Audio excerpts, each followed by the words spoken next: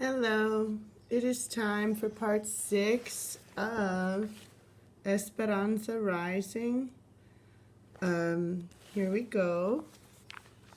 We will take a few breaks while I do this reading so that you can pause the video or get some water. So las cebollas is this name of this section, and in English that is onions. "We're here," said Isabel, as the truck turned into camp and slowed to a crawl. Esperanza stood up and looked over the cab. They were in a large clearing, surrounded by grape fields.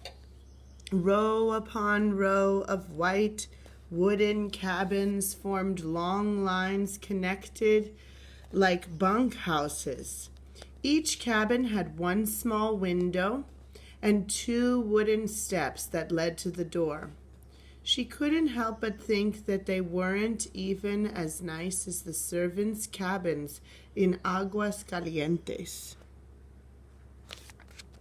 Excuse me. I just want to make sure we can see everything. They reminded Esperanza more of the horse stalls on the ranch than of a place for people to live. A big mountain loomed in the east, framing one side of the valley. Marta jumped out and ran toward some girls standing together near the cabins. Esperanza could hear them talking in English. The words hard and clipped, as if they were speaking with sticks in their mouths. They all looked at her and laughed. She turned away, thinking that if Isabel could learn English, then maybe someday she could learn it too. A line of flatbed trucks pulled into a clearing, and campesinos hopped down home from the fields. People called to one another. Children ran to their fathers, yelling, "Papi, papi!" Esperanza felt a deep pang. She watched and wondered how she would fit into this world. Isabel pointed to a wooden building off to the side. "That's where they have all the toilets." Esperanza cringed as she tried to imagine having no privacy. "We're lucky," said Isabel solemnly. "In some camps, we had to go in ditches." Esperanza looked down at her, swallowed, and nodded, suddenly thankful for something. A foreman came over and shook hands with Juan and Alfonso and pointed to the cabin in front of the truck. The women got out, took the babies, and helped Miguel with the bags. Mama and Esperanza walked into the cabin. It had 2 small rooms. One half of the front room was the kitchen with a stove, sink, and counter, and a table and chairs. A pile of wood waited near the stove. Across the room was a mattress on the floor. The back room had another mattress, big enough for 2 people, and a tiny cot. In between sat a wooden fruit crate to be used as a night table, its sides touching each bed. Above was another small window. Mama looked around and then gave Esperanza a weak smile. "Is this our cabin, or Hortensia's and Alfonso's?" asked Esperanza, hoping that hers and Mama's might be better. "We are all together in this cabin," said Mama. "Mama, we can't possibly all fit." "Esperanza, they will only give 1 cabin for each man with a family. There is no housing for single women. This is a family camp. So we must have a male head of household to live and work here, and that is Alfonso. Mama sank to the bed. Her voice sounded tired. He has told them we are his cousins, and if anyone asks, we must say it's true. Otherwise, we cannot stay. We are next door to Juan and Josefina, so we can adjust the sleeping arrangements. Miguel will sleep next door with them and the babies, and Isabel will sleep here with Alfonso, Hortensia, and us. Miguel came in and set down their valises, then left. Esperanza could hear Alfonso and Hortensia in the next room talking about the camp office. Mama got up to unpack and began to sing. Esperanza felt anger crawling up her throat. Mama, we are living like horses. How can you sing? How can you be happy? We don't even have a room to call our own. The talking suddenly stopped in the other room. Mama gave Esperanza a long, hard look. She calmly walked over and shut the door to the small room. "Sit down," she said. Esperanza sat on the tiny cot, its springs screeching. Mama sat on the bed opposite her, their knees almost touching. "Esperanza, if we had stayed in Mexico and I had married Tio Luis, we would have had one choice, to be apart and miserable. Here, we have two choices, to be together and miserable, or to be together and happy.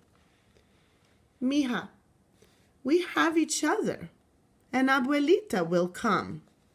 How would she want you to behave? I choose to be happy. So which will you choose?" She knew what Mama wanted to hear. "Happy," she said quietly. "Do you know how lucky we are, Esperanza? Many people come to this valley and wait months for a job. Juan went to a lot of trouble to make sure we had this cabin waiting for us when we got here. Please be grateful for the favors bestowed upon us." Mama bent over and kissed her, then left the room. Esperanza laid down on the cot. A few minutes later, Isabella came in and sat on the bed. "Will you tell me what it was like to be so very rich?" She looked at Isabel, her eyes anticipating some wonderful story. Esperanza was quiet for a moment, clinging to one possible thought. Then she said, "I am still rich, Isabel. We will only be here until Abuelita is well enough to travel. Then she will come with her money, and we will buy a big house. A house that Papa would have been proud for us to live in. Maybe we will buy 2 houses, so that Hortensia, Alfonso, and Miguel can live in one and work for us again. And you can visit us, Isabel. You see, this is only temporary. We will not be here for long." "De veras?" asked Isabel. "Yes, it is the truth," said Esperanza, staring at the ceiling that someone had covered with newspaper and cardboard. "My papa would never have wanted us to live in a place like this." She closed her eyes and heard Isabel tiptoe out of the room and shut the door. The weariness from the days of travel flooded over her, and her mind wandered from people peeing in ditches to Marta's rudeness to the horse stalls at El Rancho de las Rosas. How could she be happy or grateful when she had never been more miserable in her life? So this is a really good place to take a pause. If you need to, check the time, come back to the video.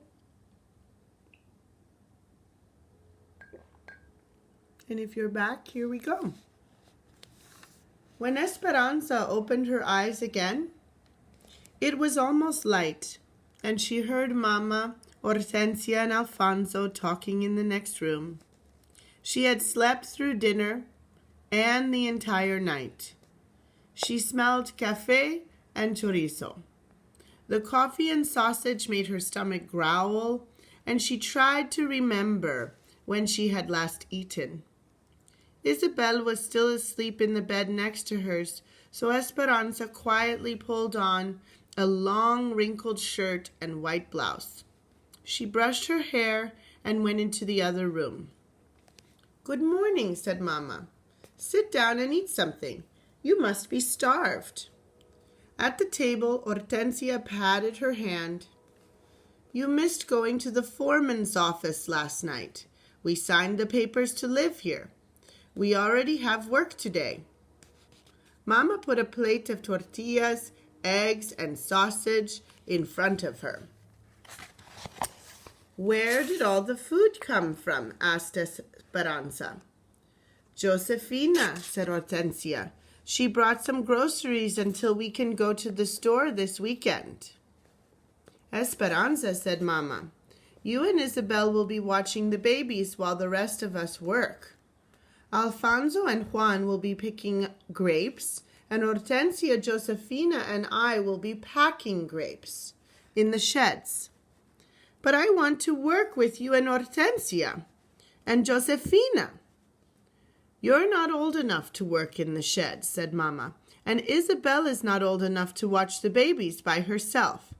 If you watch the babies, then Josefina can work, and that is one more paying job between us. We must all do our part. You will have a camp job, too, sweeping the wooden platform every afternoon, for which they will deduct a little from our rent each month. Isabel can show you what to do later." "What's the platform?" Esperanza asked. "It is the big wooden floor outside in the middle of the camps. Juan said they use it for meetings and dances," said Mama. Esperanza stared at her food. She did not want to be stuck in camp with the children. "Where's Miguel?" she said. "He already left for Bakersfield with some other men to look for work at the railroad," said Alfonso. Isabel came out of the bedroom, rubbing her eyes. "Mi sobrina, my niece," said Hortensia, hugging Isabel. "Go say good morning to your mother and father before we all leave for work." Isabel hugged her and ran next door. Esperanza studied Mama as she made an burrito de frijoles for lunch and wrapped the soft tortilla filled with pinto beans in paper. She looked different. Was it the long cotton dress and the big flowered apron tied at her waist? No, it was more than that. "Mama," said Esperanza, "your hair." Mama's hair ran down her back in a single long braid, almost touching her waist. Esperanza had never seen Mama wear her hair that way. It was always done up in her beautiful plaited bun, or when she was ready for bed, brushed out and flowing. Mama looked shorter and somehow not herself. Esperanza didn't like it. Mama reached up and stroked the back of her head. She seemed embarrassed. I figured out that I can't wear a hat with my hair on top of my head, and this makes more sense. Does it not?" After all, I'm going to work today, not to a fiesta." Then she hugged Esperanza. "We must go now. The truck leaves at 6:30 to take us to the sheds. Take good care of the babies and stay with Isabel. She knows the camp." As the three of them walked out, Esperanza noticed Mama reaching up, hesitantly touching her hair again. When Esperanza finished eating, she went outside and stood on the front step. Instead of facing another row of cabins, their cabin was in the last row, facing the fields. Straight ahead, across a dirt road, were several chinaberry trees and a mulberry tree that provided deep shade over a wooden table. Beyond the row of trees were grape fields, still lush. To the right, across a grassy field, was the main road. A truck piled high with produce drove by, losing a cloud of debris. After it passed, the sharp smell told her they were onions, the dry outer skins being shredded by the wind. Another truck followed. Again the smell bit into her senses. It was still early, so the air was cool, but the sun was bright, and she knew it would be hot soon. The hens pecked and poked around the front steps. They must have been happy to be off the train. Esperanza shooed them out of her way as she turned and walked next door. The babies were still in their pajamas. Isabel was struggling to feed Lupe her oatmeal while Pepe crawled on the floor, splotches of his cereal still stuck to his cheeks. As soon as he saw Esperanza, he reached up for her. "Let's clean them up," said Isabel, "and then I'll show you the camp." First, Isabel took Esperanza to the platform she was to sweep and showed her where the brooms were stored. Then they walked through the rows of cabins, each with a baby on her hip. As they passed open doors, Esperanza could already smell the beans and onions that someone had started simmering for dinner. Women were dragging big metal wash tubs beneath the shade trees. A group of young boys kicked a ball up and down the dirt road, stirring up dust. A little girl wearing a man's undershirt as a dress ran up to Isabel and took her hand. "This is Sylvia. She is my best friend. Next week we will go to school together." Sylvia switched around and grabbed Esperanza's free hand. Esperanza looked down at Sylvia's dirty hand.